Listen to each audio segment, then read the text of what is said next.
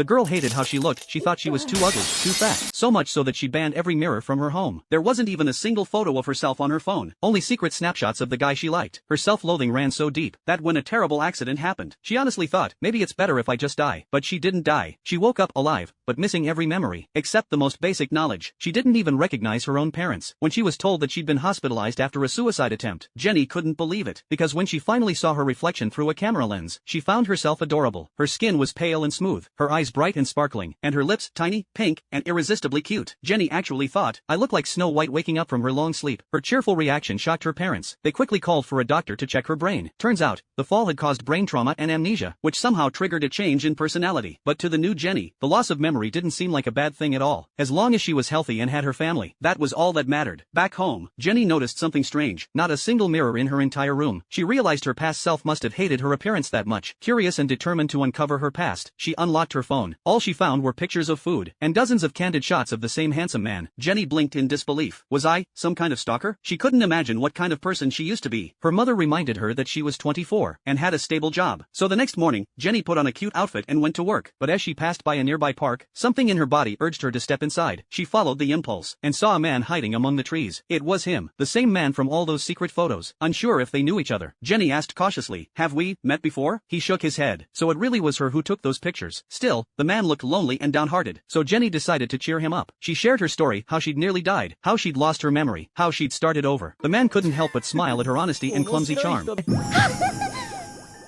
Flustered, Jenny turned red and ran off, heart pounding wildly. Later, she walked into her office with a bright smile, greeting everyone like a ray of sunshine. But her co-workers froze, staring at her as if she were a stranger. For a moment, she thought she'd walked into the wrong company. After confirming with one colleague, she found out she was an employee there. Just, not the same person they remembered. The old Jenny had been gloomy, withdrawn, and silent. Soon, her supervisor, Nina, arrived. After learning about the memory loss, Nina reassured her and promised to help her readjust. Jenny instantly liked her. She seemed kind and dependable. But suddenly, Jenny's palms began to sweat uncontrollably. Her nerves were on fire. Later, on their way to a product development meeting, Jenny learned two things. She and Nina had joined the company at the same time, and the old Jenny never spoke during meetings. Inside the conference room, Nina encouraged everyone to propose new ideas for summer products, but the three of them sat there blankly, unable to come up with anything. Jenny wanted to help, but nothing came to mind, until she remembered her diary. The old Jenny had kept detailed notes of her thoughts. Flipping through them, Jenny found a brilliant idea for a summer food campaign. She confidently pitched it aloud. Nina loved it. The supervisor didn't object either. Instead, a faint smile crossed her lips. Just as the meeting ended, Jenny's phone rang. It was the police. After re-examining the case, they concluded that her fall was unlikely to have been a suicide attempt.